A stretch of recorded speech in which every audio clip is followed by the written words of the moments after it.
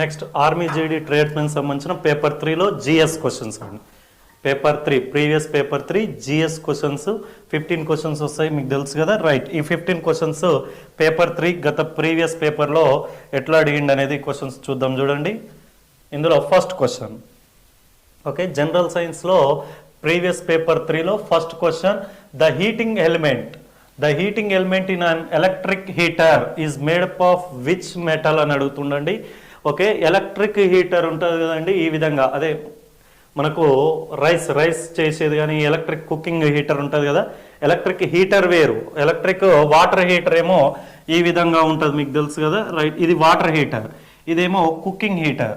Okay, వేడి చేసేది పొయ్యిలాగా ఉండేది. ఇక ఈ స్ప్రింగ్లు ఉన్నాయి కదండి, ఇవి హీట్ అవుతాయి. హీట్ అయితే ఇవి వేడి చేత తయారవుతుంది అంటుండే. ఏ మెటల్ చేత తయారవుతుంది? ఎలక్ట్రిక్ హీటర్, ఎలక్ట్రిక్ కుకింగ్ హీటర్లోని ఏ లోహాలు, ఏ ఎలిమెంట్స్ దేని చేత తయారవుతున్నాయి? ఇక్కడ ఉండే ఈ లోహము దేని చేత తయారవుతుంది అని అంటున్నాను. Option A nichrome, option B lead, సీసం అండి.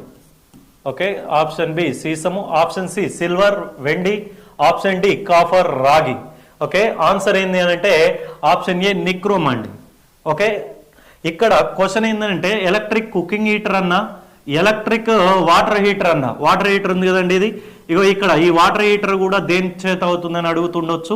ఏదైనా కానీ రెండు ఒకటే ఆన్సర్, నిక్రోమ్ అండి.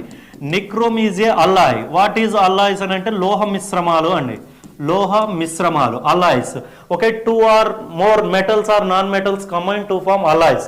రెండు లేదా అంతకంటే లోహాలు లేదా ఒక లోహం ఒక అలోహం కలిసి అయినా కానీ ఏర్పడే వాటిని ఏమంటారంటే లోహ మిశ్రమాలు, లోహాలు కలిసి ఏర్పడేవి.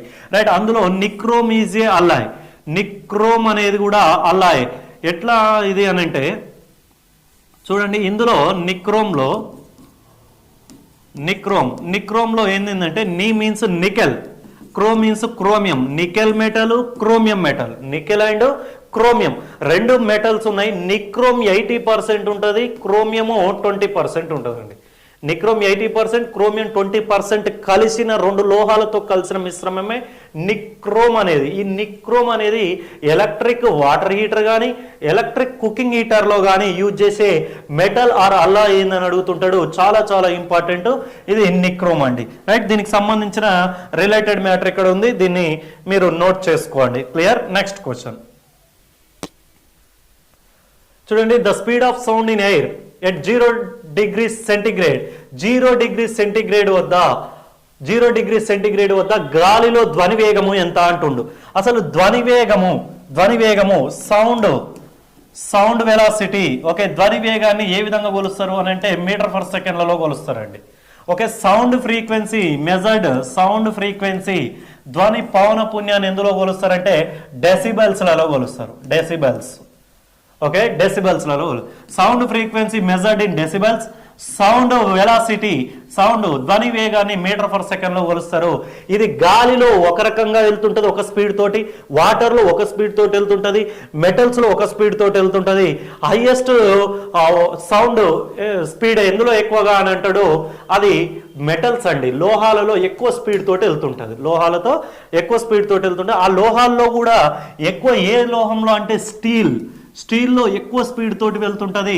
చాలా చాలా ఇంపార్టెంట్, గుర్తుపెట్టుకోండి. ఇక్కడ క్వశ్చన్ మనల్ని ఏమడిగిందంటే గాలిలో సౌండ్ అనేది ఎంత వెళ్తుంది అని అంటుండు. Option B 332 meter per second అండి.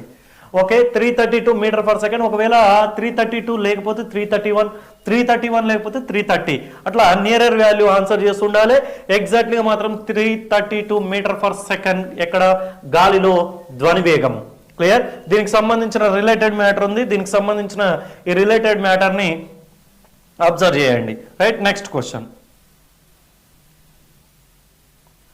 Deficiency of vitamin C in the body causes which disease అని అడుగుతున్నాడు. ఓకే, విటమిన్ సి అనేది మన బాడీలో డెఫిషియన్సీ తక్కువ అయితే ఏ డిసీజ్ వస్తుంది అని అడుగుతున్నాడు. Option A pellagra, option B scurvy, option C goiter, option D night blindness. Okay, ఇదేంది అంధత్వము, ఏది రే చీకటి అంటారండి. రే చీకటిలో కళ్ళు కనపడకపోవడం, goiter disease. Okay, scurvy disease అంటారు తెలుగులో, పెల్లాగ్రా అని. రైట్, వీటికి సంబంధించి చూద్దాం. చూడండి, ఇది విటమిన్స్ కి సంబంధించిన ఇన్ఫర్మేషన్, చాలా చాలా important. Vitamins, study of vitamins, vitaminology అని పిలవడం జరుగుతుంది. రైట్, ఈ ఫాదర్ ఎవరు? విటమిన్స్ కి సంబంధించిన ఫాదర్ ఆఫ్ విటమిన్స్ లేదా vitamins discovered by Casimir Funk. ఇట్లాంటి క్వశ్చన్స్ కూడా మనల్ని అడగడం జరుగుతుంది. యాక్చువల్ గా vitamins discovered by Lunin, vitamin name coined by or given by, vitamin అనే పేరు ఇచ్చింది ఎవరంటే కాసిమర్ ఫంక్. ఒకవేళ విటమిన్స్ డిస్కవర్డ్ బై అని ఇచ్చి Lunin and Casimir Funk option లో ఉంటే లూనిన్ కి ఆన్సర్ ఇవ్వాలి. ఒకవేళ అది ఇవ్వకపోతే కాసిమర్ ఫంక్ కి ఆన్సర్ ఇవ్వాలి. Vitamins discovered by Casimir Funk. ఈ విటమిన్స్ ఏమేమి ఉంటాయంటే water soluble vitamins, fat soluble vitamins అని ఉంటాయి. Water soluble vitamins B C, fat soluble vitamins A D E K. Okay, క్రొవ్వులో కరిగే విటమిన్లు ఏడిఈకే, వాటర్లో కలిగే విటమిన్లు బిసి అన్నట్టు. ఈ విటమిన్లు ఒక్కొక్క విటమిన్ ఒక్కొక్క బాడీలో యూజెస్ అనేవి ఉంటాయి. ఇది ఒకవేళ డెఫిషియన్సీ అయితే కూడా కొన్ని న్యూట్రిషనల్ డిజార్డర్స్ కూడా వస్తుంటాయి. రైట్, అట్లాంటివి వ్యాధులు ఏవేవి, ఏ విటమిన్ల లోపం వల్ల ఏ వ్యాధులు వస్తున్నాయి, ప్లస్ వీటి యొక్క సైంటిఫిక్ నేమ్స్ కూడా తెలుసుకోవాల్సి ఉంటుంది, చాలా చాలా ఇంపార్టెంట్. రైట్, ఇప్పుడు ఇదంతా మనకు ఏది విటమిన్స్ చాప్టర్ లో క్లియర్ గా ఎక్స్ప్లెనేషన్ ఉంటుంది, అక్కడ చూడండి. రైట్, దీనికి మాత్రం రిలేటెడ్ గా చూద్దాం. చూడండి, విటమిన్ సి డెఫిషియన్సీ వల్ల వచ్చే డిసీజ్ ఏంది అని అంటుండు. ఆప్షన్ బి స్కర్వీ అండి, scurvy disease. Option B scurvy disease, vitamin C scientific name ascorbic acid. ఈ vitamin C present in citrus species. Okay, పుల్లటి జాతులు ఉంటాయి కదా, నిమ్మ జాతులు అని అంటుంటాం, అట్లాంటి ఫలాలు ఉంటాయి కదా, ఫ్రూట్స్. ఓకే, సిట్రస్ స్పీసెస్, నిమ్మ జాతులకు సంబంధించిన వాటిలో ఎక్కువగా విటమిన్ సి ఉండడం జరుగుతుంది. అందులో కూడా ఎక్కువగా ఎందులో ఉంటుందంటే vitamin C rich source are mostly present in amla, ఉసిరిలో ఉంటుందండి. చాలా చాలా ఇంపార్టెంట్ ప్రీవియస్ క్వశ్చన్. ఓకే, ఉసిరిలో విటమిన్ సి ఎక్కువగా ఉంటుంది. Vitamin C scientific name ascorbic acid. Vitamin C బాడీలో తగ్గితే, vitamin C used for, all vitamins are used for increasing immunity power and body growth. Okay, మనిషి పెరుగుదలకి ప్లస్ ఇమ్యూనిటీ పవర్, రోగ నిరోధక శక్తిని పెంచడానికి విటమిన్లు ఉపయోగపడుతుంటాయి. అట్లా ఇవి ఒకవేళ విటమిన్స్ బాడీలో తగ్గుతున్నాయి అని అంటే ఇమ్యూనిటీ పవర్ తగ్గి కొన్ని డిజార్డర్స్ అనేవి రావడం జరుగుతుంది. అందులో విటమిన్ సి తగ్గడం వల్ల వచ్చేది ఏంటంటే స్కర్వీ యొక్క సిమ్టమ్స్ ఏముంటాయి అని అంటే చూడండి, బ్లడ్ రిలీజ్డ్ ఫ్రమ్ గమ్స్ అండి, గమ్స్ అని అంటే ఇక్కడ చిగుర్లు ఉన్నాయి కదా చూడండి, ఈ చిగుర్ల నుంచి రక్తం అనేది కారుతూ ఉంటుందండి. ఇది స్కర్వీ డిసీజ్ యొక్క మేజర్ సిమ్టమ్. ఓకే, ఇది దీనికి సంబంధించింది. ఇంకా రిలేటెడ్ గా ఇంకా కొన్ని పాయింట్స్ ఉంటే నోట్ చేసుకోండి. మనం మేజర్ గా అడిగే క్వశ్చన్స్ మాత్రం vitamin C scientific name, related గా ascorbic acid, vitamin C rich source in amla, ఉసిరి, vitamin C deficiency disease, scurvy. ఇక్కడ ఆప్షన్స్ కూడా మనం అబ్జర్వ్ చేస్తే పెల్లాగ్రా డిసీజ్ చూడండి, ఇది vitamin B3 deficiency, B3. Okay, ఈ B3 డెఫిషియన్సీ పెల్లాగ్రా ఏంటంటే ఆ స్కిన్ డ్రై అయిపోతుంటది, పొడిబారిపోతూ ఉంటది అన్నట్టు చర్మము. ఇది పెల్లాగ్రాకు సంబంధించి. నెక్స్ట్ గాయిటర్ డిసీజ్ అనేది ఇది డెఫిషియన్సీ ఆఫ్ అయోడిన్ డెఫిషియన్సీ వల్ల వస్తుంది, not vitamin related disease. This is the mineral deficiency disease. Okay, ఖనిజ మూలకాలు లోపించడం వల్ల, అందులో అయోడిన్ లోపించడం వల్ల వచ్చే disease goiter disease. Next night blindness, రేచీకటి అనేది విటమిన్ ఏ డెఫిషియన్సీ అండి. విటమిన్ ఏ డెఫిషియన్సీ వల్ల నైట్ బ్లైండ్నెస్ వస్తుంది. ఇది క్లియర్ గా మీకు విటమిన్స్ చాప్టర్ లో ఎక్స్ప్లెయిన్ చేయడం జరుగుతుంది, అక్కడ మీరు క్లియర్ గా చూడవచ్చు. Next question number 4, what is the percentage of oxygen in air? గాలిలో ఆక్సిజన్ శాతం ఎంత అని అడుగుతున్నాడు. ఇది చాలా చాలా ఇంపార్టెంట్. మీకు కెమిస్ట్రీ క్లాస్ చెప్పేటప్పుడు అక్కడ లాస్ట్ ఎవ్రీడే లైఫ్ కెమిస్ట్రీలో మనకు ఇన్ ఎర్త్, భూమిలో ఉండే most abundant elements and in body, in our human body, మన శరీరంలో ఉండే most abundant elements, and on the earth, భూమి మీద ఉండే అట్మాస్ఫియర్ లో ఉండేవి, అండ్ ఇన్ యూనివర్స్, విశ్వంలో అత్యధికంగా ఉండే మూలకాలు, ప్లస్ ఇన్ సన్, సూర్యునిలో అత్యధికంగా ఉండేవని ఒక టేబుల్ ఉంటుంది. క్లియర్ గా కంపల్సరీ క్వశ్చన్ రావడానికి అవకాశం ఉంటుంది, క్లియర్ గా అక్కడ ఎక్స్ప్లెయిన్ చేయడం జరుగుతుంది. రైట్, ఇక్కడ అడిగిన క్వశ్చన్ ఏంటంటే percentage of oxygen in air, గాలిలో ఆక్సిజన్ శాతం ఎంత అని అడిగిండు. రైట్, గాలిలో అంటే ఆన్ ద ఎర్త్ మీద ఉండే మాత్రం చూద్దాం. చూడండి, రిలేటెడ్ గా మనము on the earth most abundant gas nitrogen అండి, 78.3% ఉంటుంది. ఎగ్జాక్ట్లీగా మనకు బుక్లలో కొంచెం అటు ఇటు ఉంటుంటుంది. 78.3% ఎగ్జాక్ట్లీ కరెక్ట్. అండ్ ఆక్సిజన్ 20.9% ఉంటుంది. అప్రాక్సిమేట్లీగా 21 కూడా ఇస్తుంటాడు. ఎగ్జాక్ట్లీ మాత్రం 20.9%. నెక్స్ట్ వన్ ఆర్గాన్ 0.9% ఉంటుంది. నెక్స్ట్ ఆర్గాన్ తర్వాత కార్బన్ డయాక్సైడ్ 0.03% ఉంటుంది. రైట్, ఇక్కడ చూడండి most abundant gas on the earth surface nitrogen. How much percentage of oxygen present on the earth surface? 21%. Option C.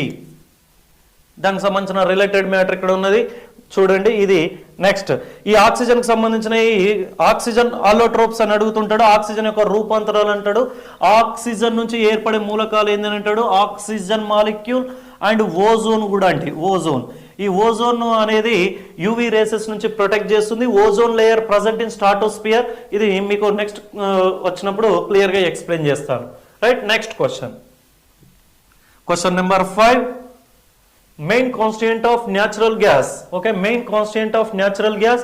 Natural gas సహజ వాయువులో ఉండే ప్రధాన వాయువు ఏంది అని అడుగుతున్నాడు. Option A butane, option B methane, option C ethane, option D propane. Okay, these are butane, methane, ethane, propane. These are hydrocarbons. Okay, these gases present carbon and hydrogen elements are composed carbon and hydrogen. Carbon hydrogen కలిసి ఏర్పడ్డ మూలకాలని carbohydrates అని పిలవడం జరుగుతుంది.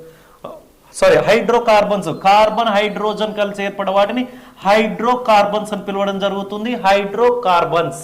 ఈ hydrocarbons అన్నట్టు ఇవన్నీ. ఈ hydrocarbons లలో న్యాచురల్ గ్యాస్ లో ఉండే హైడ్రోకార్బన్ ఏందని అడుగుతున్నాడు. న్యాచురల్ గ్యాస్ అంటే ఏంది మనం చూద్దాం. చూడండి ఫస్ట్ వన్.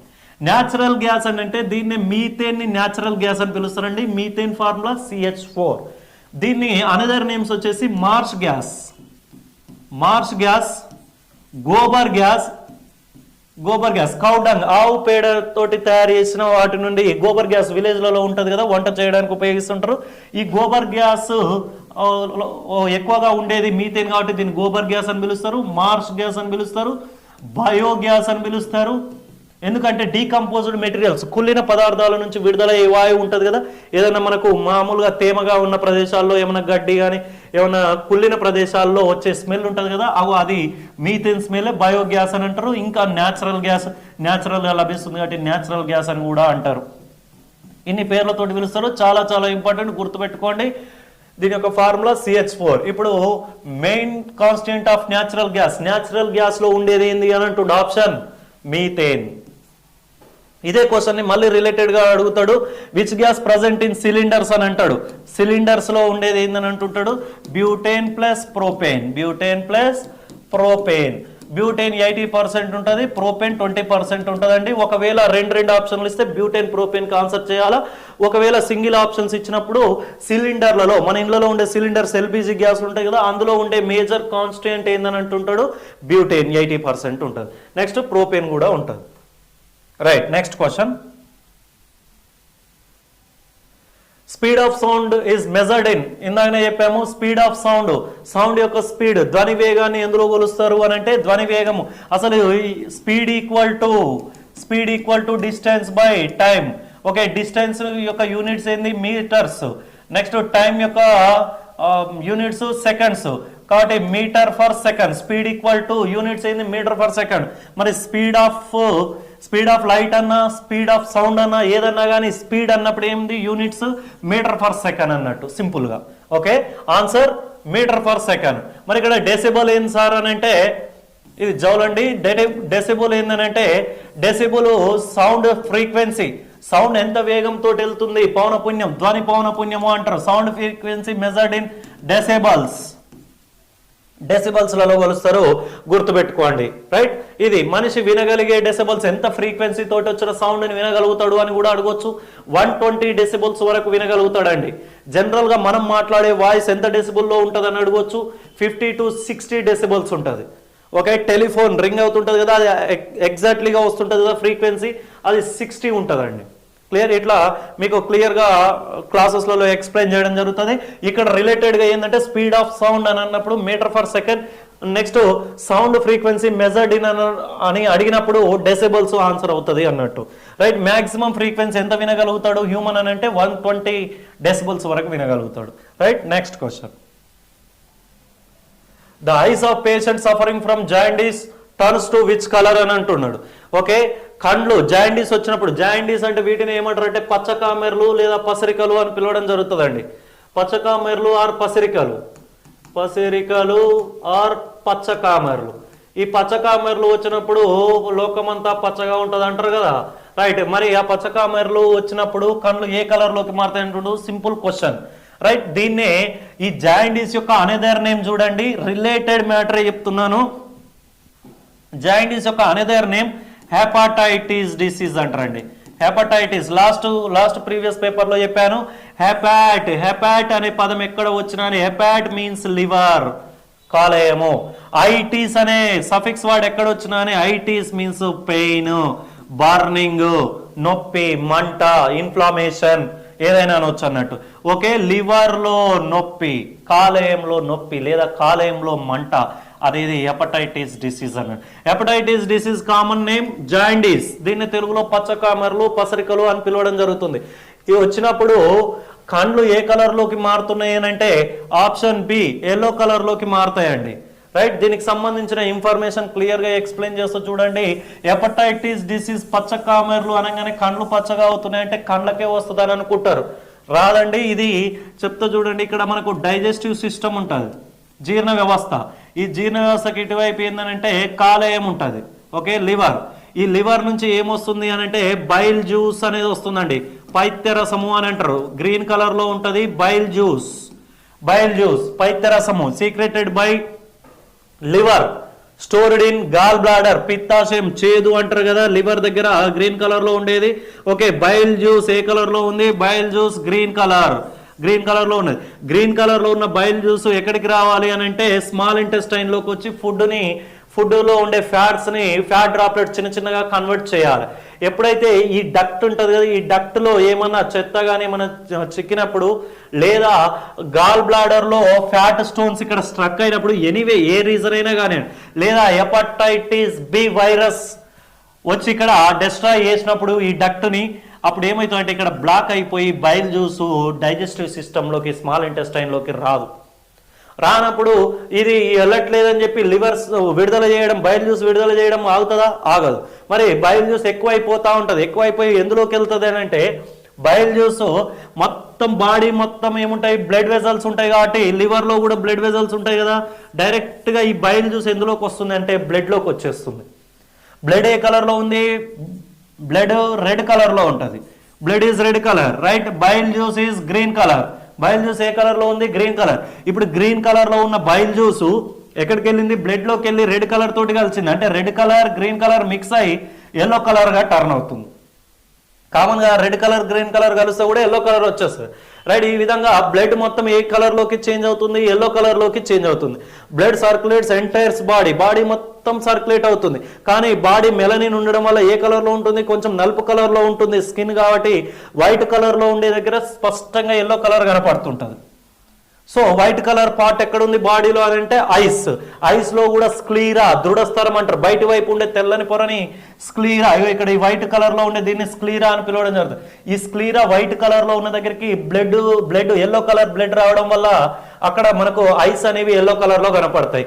అంతేగాని జాయిండీస్ అనేవి ఐస్ కండ్లకు మాత్రమే వస్తాయి అనేది భ్రమ. మొత్తం బాడీ మొత్తము బ్లడ్ ఎల్లో కలర్ లోకి మారుతుంటది, ఈ రీజన్ అన్నట్టు, రైట్. దీనికి రిలేటెడ్ మ్యాటర్ నోట్ చేసుకోండి. ఇది దీనికి సంబంధించిన information. Next question, which of the following metals was first used by the man on the earth? Okay, భూమి మీద ఉన్న మనిషి మొట్టమొదటిగా ఏ లోహాన్ని ఉపయోగించిండు అంటాడు. చాలా సింపుల్ క్వశ్చన్. ఓకే, మనిషి ఏ లోహాన్ని ఉపయోగించిండు అని అంటే option A iron, option B copper, option C gold, option D aluminium, right. ఏది ఉపయోగించిండు అంటే ఎక్కువగా మనిషి మొదటగా ఉపయోగించింది ఏంటంటే రాగి అండి, clear, copper. Okay, first used by man. Okay, which metal first used by man, copper, రాగి. అయితే మోస్ట్లీ ఎక్కువగా ఉపయోగించేది ఏంటన్నప్పుడు ఐరన్ వస్తుందండి. ఇప్పుడు ప్రజెంట్ ఎక్కువగా ఉపయోగించేది మనిషి ఏంటంటే ఐరన్ మెటల్. అదే ఫస్ట్ టైం యూజ్ చేసింది ఏంటంటే copper, right. Next non reactive or least reactive metal ఏంటంటే గోల్డ్, తక్కువగా చర్యాశీలత కలిగింది. అందుకే గోల్డ్ ఎన్ని రోజులు వేసుకున్నా కానీ అది తుప్పు పట్టడం కానీ అట్లాంటివి జరగదు కదా. ఎందుకు జరగదు అని అంటే అది నేచర్లో ఉండే వేటితోటి కూడా అంత ఈజీగా రియాక్ట్ కాదన్నట్టు. ఓకే, లీస్ట్ రియాక్టివ్ ఎలిమెంట్ ఏందని అడుగుతుంటాడు గోల్డ్. అల్యూమినియం సంబంధించిన ఇంపార్టెన్స్ వచ్చేసి ఎర్త్, భూమి లోపల మెటల్స్ ఉంటాయి కదా, ఈ మెటల్స్ లో మోస్ట్ అబాండెంట్ మెటల్, భూమి లోపల అత్యధికంగా ఉన్న లోహం ఏంటంటాడు ఐరన్ అని అనుకుంటారు చాలా మంది, ఎందుకంటే ఎక్కువగా యూజ్ చేస్తాం కాబట్టి. కాదు, అల్యూమినియం ఉంటుందండి, 8% వరకు ఉంటుంది.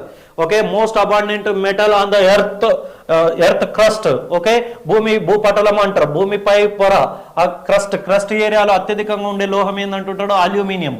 క్లియర్, ఇవి గుర్తుపెట్టుకోండి. నెక్స్ట్ కైనేజ్ మెటల్స్ అంటారు. కైనేజ్ మెటల్స్ అని అంటే నాణ్యాలు తయారు చేయడానికి ఉపయోగించిన ఏంటి అంటుంటాడు సిల్వర్, ఆరం, బంగారము, కాఫర్. ఓకే, ఈ మూడిటిని వెండి, బంగారము, రాగి మూడిటిని కాయినేజ్ మెటల్స్ అంటారు. నాణాలు తయారు చేయడానికి ఉపయోగించే మెటల్స్ ఇవి అన్నట్టు. ఈ విధంగా దీనికి రిలేటెడ్ మ్యాటర్ అన్నట్టు. Right, next question.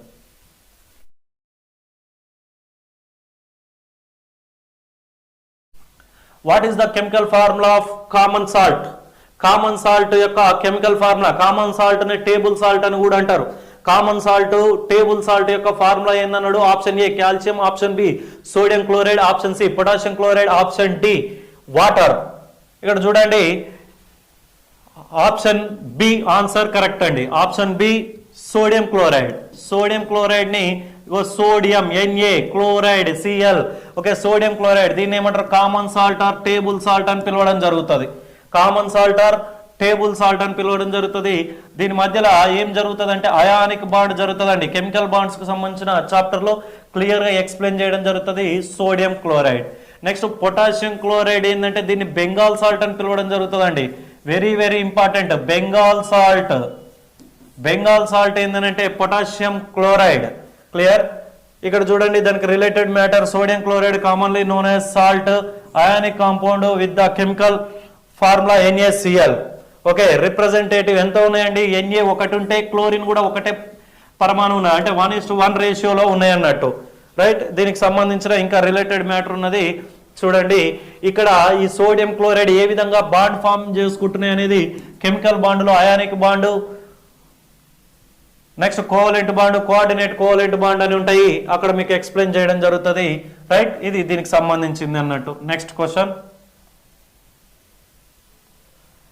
The unit of measuring astronomical distance is, okay, astronomical distance అంటే ఖగోళ దూరాలను కొలవడానికి ఉపయోగించేది ఏంది అని అంటుండే. ఆల్రెడీ నేను లాస్ట్ ప్రీవియస్ పేపర్ లో చెప్పాను. ఆస్ట్రోనామికల్ యూనిట్స్, ఆస్ట్రోనామికల్ డిస్టెన్స్లు అంటే ఖగోళ దూరాలను కొలవడానికి 3 యూనిట్స్ మేజర్ గా ఉంటాయి. One is astronomical unit, second one light year, third one parsec అని చెప్పాను. Parsec. Okay, astronomical unit, light year, parsec ఈ మూడింటిని దూరాలను కొలవడానికి యూజ్ చేసే ప్రమాణాలు అన్నట్టు. ఎక్కడ దూరాలని? విశ్వంలో లేదా ఖగోళ వస్తువుల దూరాలను కొలవడానికి ఉపయోగించేవి ఇవి.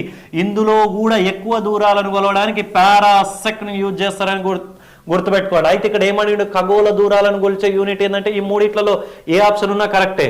ఒకవేళ 3 ఇచ్చి ఆల్ ఆఫ్ ది ఎబో ఇవ్వచ్చు. కాబట్టి అబ్జర్వ్ చేయండి, ఆస్ట్రోనామికల్ యూనిట్, లైట్ ఇయర్, పారాసెక్లని ఆస్ట్రోనామికల్ డిస్టెన్స్ కి యూజ్ చేస్తుంటారు. ఇందులో కిలోమీటర్ అనేది భూమి మీద, మీటర్ భూమి మీదనే. నెక్స్ట్ నాటికల్ మైల్స్ అంటే ఇది వాటర్ లో కొలవడానికి ఉపయోగిస్తారు. 1 nautical mile equal to 1.8 kilometres అండి. 1 మైల్ ఈక్వల్ టు 1.6 కిలోమీటర్స్ అడగడానికి అవకాశం ఉంటుంది. చాలా చాలా important. 1 mile equal to 1.6 kilometres, 1 nautical mile equal to 1.8 kilometres. Nautical miles used for distance measured on water way. Okay, జల మార్గాలపైన దూరాలను కొలవడానికి ఉపయోగించేది ఏంటంటే నాటికల్ మైల్. మైల్ అనేదేమో భూమి మీద దూరాలను కొలవడానికి ఉపయోగిస్తుంటారు. రైట్, ఇది కాదు, ఇవి భూమి మీద, ఇదేమో వాటర్ లో. ఇక మిగిలింది ఏమైతుంది? ఇది ఖగోళము, విశ్వంలో లైట్ ఇయర్ ని యూజ్ చేస్తుంటారు అన్నట్టు. క్లియర్, దీనికి సంబంధించిన ఇన్ఫర్మేషన్ ఇక్కడ ఉన్నది చూడండి. ఇది గుర్తుపెట్టుకోండి, నోట్ చేసుకోండి. Next question. Which of the following is not an electronic device? Electronic device కానిది ఏందని అంటుండు. ఎలక్ట్రానిక్ డివైస్ విద్యుత్ పరికరం కానిది ఏంది అని అడుగుతున్నాడు. విద్యుత్ పరికరం అంటే ఏంది అని అంటే ఏవైతే flow of current are flow of electrons విద్యుత్ ప్రవాహాన్ని కంట్రోల్ చేయగలుగుతాయో వాటిని ఎలక్ట్రానిక్ డివైస్ అని అంటారు. అంటే ఎక్కువ తక్కువ అవుతా ఉంటే కరెంటు దాన్ని తగ్గించడానికి పెంచడానికి ఉపయోగపడే బోర్డు లేదా ఆ ఇన్స్ట్రుమెంట్ ఏమంటారంటే ఎలక్ట్రానిక్ డివైస్ అని పిలవడం జరుగుతుంటది. విద్యుత్ పరికరాలు అని అంటాం. రేడియోలో కరెంట్ ఎక్కువ తక్కువ అయితే సెట్ చేయడానికి ఉంటది. నెక్స్ట్ టెలివిజన్ ఉంటది, కంప్యూటర్ ఉంటది. కానీ బల్బులో మాత్రము ఎంత కరెంట్ వస్తే అంత లెవెల్లో బల్బు గ్లోయింగ్ అవుతుంటది, వెలుగుతూ ఉంటది. రైట్, ఇక్కడ కరెంట్ కంట్రోల్ చేయడానికి ఇక్కడ ఆప్షన్ లేదు కాబట్టి it is not a electric device అండి. Bulb answer correct. ఓకే, ఇక్కడ చూడండి electronic device the device which controls flow of electrons. అసలు వాట్ ఈస్ కరెంట్? విద్యుత్ అంటే ఏంటంటాడు? ఫ్లో ఆఫ్ ఎలక్ట్రాన్స్, ఎలక్ట్రాన్ల ప్రవాహాన్ని కరెంట్ అంటారు. ఆ ఎలక్ట్రాన్లని కంట్రోల్ చేయగలిగే వాటిని ఎలక్ట్రానిక్ డివైస్ అని అంటారు. ఓకే, ఇట్లా గుర్తుపెట్టుకోండి. Bulb not a electronic device. ఏమైతే ఇంకా క్లియర్ గా చెప్పాలంటే ఏ ఎలక్ట్రానిక్ డివైజ్లలో అయితే మదర్ బోర్డ్ అని ఉంటది కండి, ఈ విధంగా చిప్స్ ఉండి ఈ మదర్ బోర్డు ఉండే అన్ని ఎలక్ట్రానిక్ డివైజ్లే అని గుర్తుపెట్టుకోండి. Clear? Next question, what is the unit of resistance? Units and measurements నుంచి కంపల్సరీ ఒక క్వశ్చన్ వస్తుందండి మీకు. యూనిట్స్ అండ్ మెజర్మెంట్స్ 100% క్వశ్చన్ వస్తుంటది. అందులో మనకి ఇప్పుడు రెసిస్టెన్స్ యొక్క యూనిట్స్ ఏందని అన్నాడు. అసలు రెసిస్టెన్స్ ఏందనంటే నిరోధం అండి. ఓకే, రెసిస్టెన్స్ అంటే నిరోధం. ఓకే, అంటే కరెంట్ యొక్క కెపాసిటీ స్పీడ్ని తగ్గించేది. ఓకే, దీన్ని ఏమంటారు అంటే నిరోధము అంటారు. ఓకే, ఇక్కడ నిరోధము టెంపరేచర్ మధ్య రిలేషన్ ఎట్లుంటుంది అంటాడు. టెంపరేచర్ ఒకవేళ ఇంక్రీజ్ అయింది అనుకో కరెంట్ వైర్లలో, అప్పుడు రెసిస్టెన్స్ ఏమవుతుంది? డిక్రీజ్ అవుతుంది. రెసిస్టెన్స్ ఇంక్రీజ్ అయిందనుకో అంటే విద్యుత్తుని పంపిస్తలేదనుకో అక్కడ టెంపరేచర్ తక్కువగా ఉన్నట్టు. రైట్, ఏదైతే రెసిస్టెన్స్ యొక్క యూనిట్స్ ఏంటంటుండు? A watt, B ampere, C ohm, D coulomb. Option C ohms అండి. ఓకే, రెసిస్టెన్స్ ఎందులో కొలుస్తారంటే కూలమ్స్ లలో కొలుస్తారు. R equal to V by I. R equal to V by I ఇది ఫార్ములా. దీనికి యూనిట్స్ అండ్ మెజర్మెంట్స్ లో మీకు క్లియర్ గా ఎక్స్ప్లెనేషన్ ఉంటుంది. అక్కడ చూడండి, దీనికి సంబంధించిన ఓం కి సంబంధించిన సింబల్ ఇదండి, ఓమ్స్. రెసిస్టెన్స్ యొక్క యూనిట్స్ ఓమ్స్, సింబల్ ఆ విధంగా చూపిస్తుంటారు. Next question, which of the following gases involves in soft drinks? Soft drinks లలో లేదా కూల్ డ్రింక్స్ లలో, శీతల పానీయాలు లేదా సోడా డ్రింక్స్ అని ఇవ్వచ్చు, సోడాలలో యూజ్ చేసే గ్యాస్ అంతే కదా. ఇన్వాల్వ్ అయ్యేది ఏందని అంటుండు? ఏ గ్యాస్ ఉంటుంది అని అంటుండు.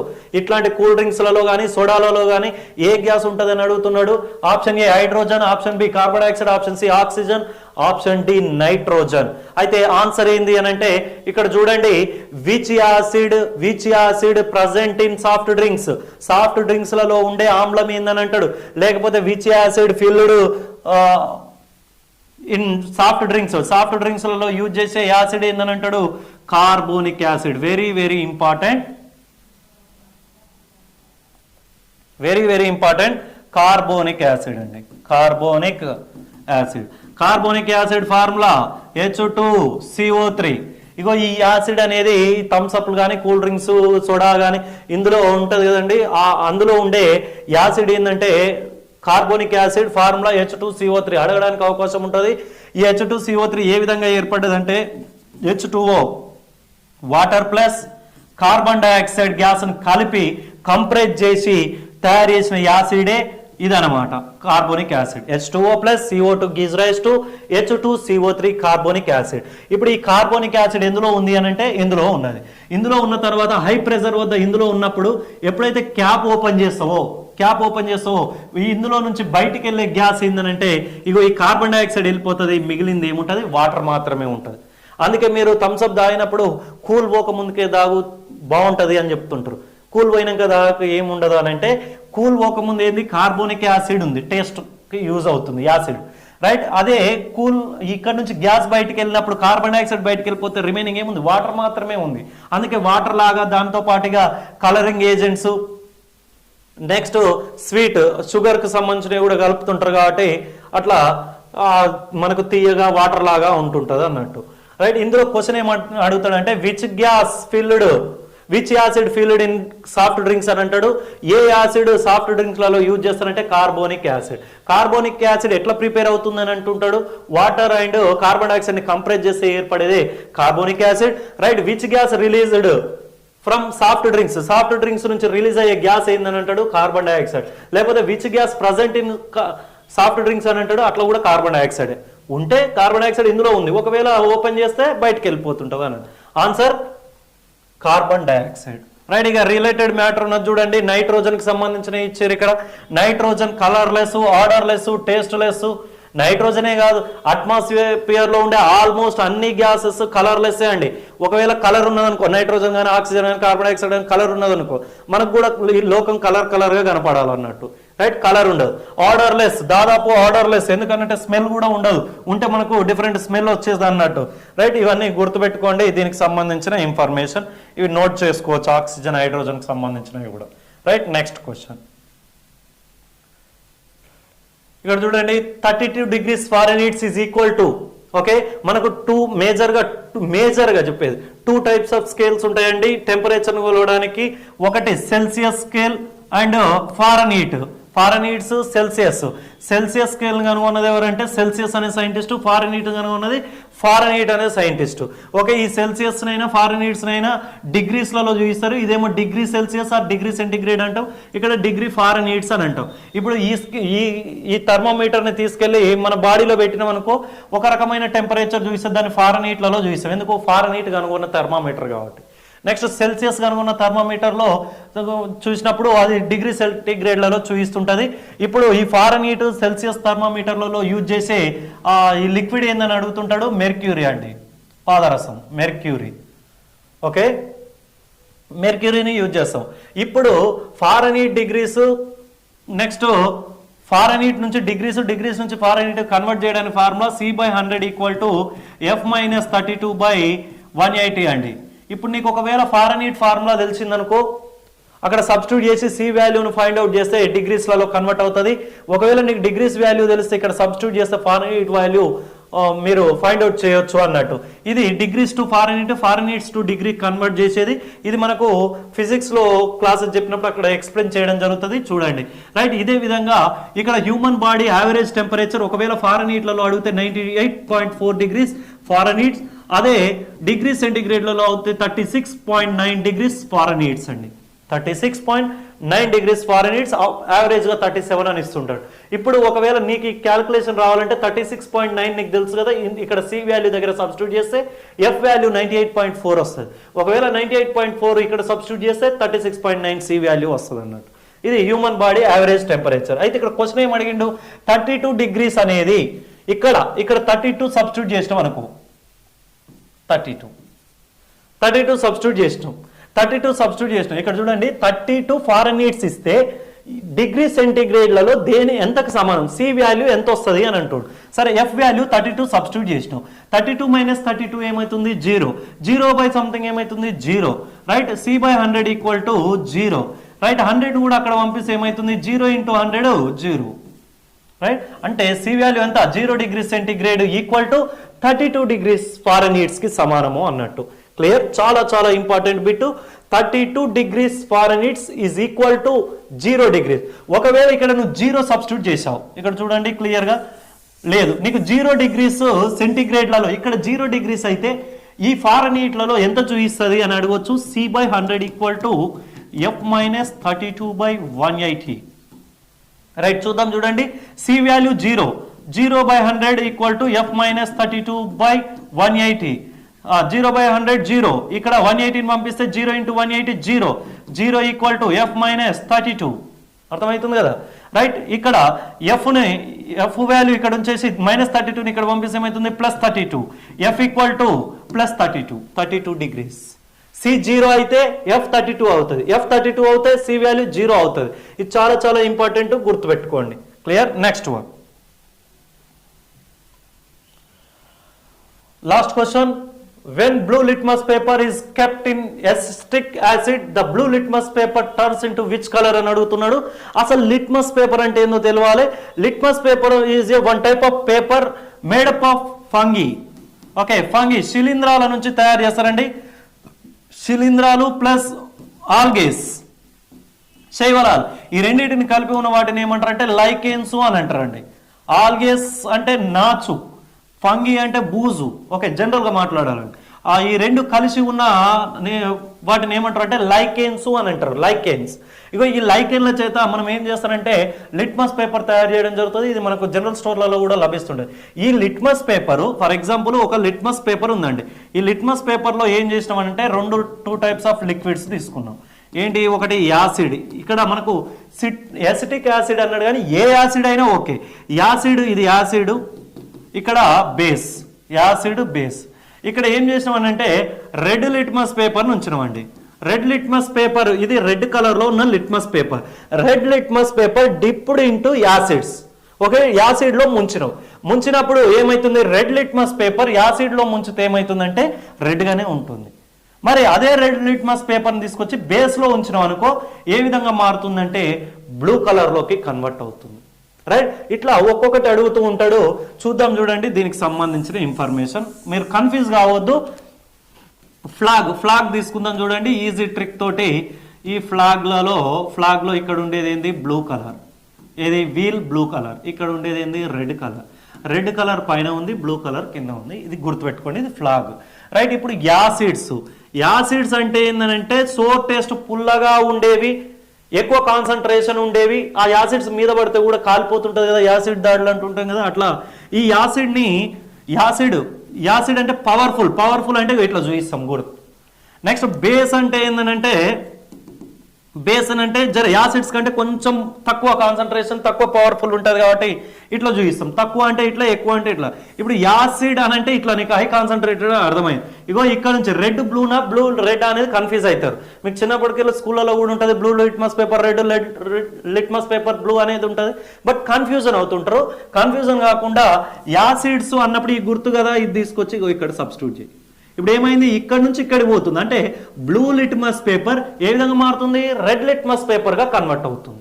Okay, blue litmus paper red litmus paper గా కన్వర్ట్ అవుతుంది. ఎక్కడ blue litmus paper red litmus paper గా ఎక్కడ కన్వర్ట్ అవుతుంది, యాసిడ్స్ లలో అయితే.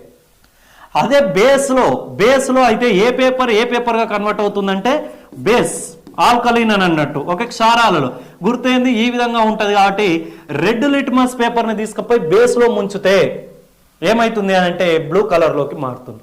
రెడ్ బ్లూ కలర్ కిందికి base, next blue red colour acid powerful పైకి. కాబట్టి ఈ విధంగా గుర్తు. ఒకవేళ బ్లూ పేపర్ ని తీసుకుపోయి ముంచితే రెడ్ కలర్ లోకి మారింది, ఏది యాసిడ్ లో. రెడ్ లిట్మస్ పేపర్ ని ఉంచినాం అనుకో రెడ్ కలర్ లోనే ఉంటది. ఫైనల్ గా మనకి రెడ్ కలర్ రావాలి. రైట్, ఒకవేళ బేస్ ఏంది రెడ్ లిట్మస్ పేపర్, ఇప్పుడు ఇది బేస్ అనుకోండి, బేస్.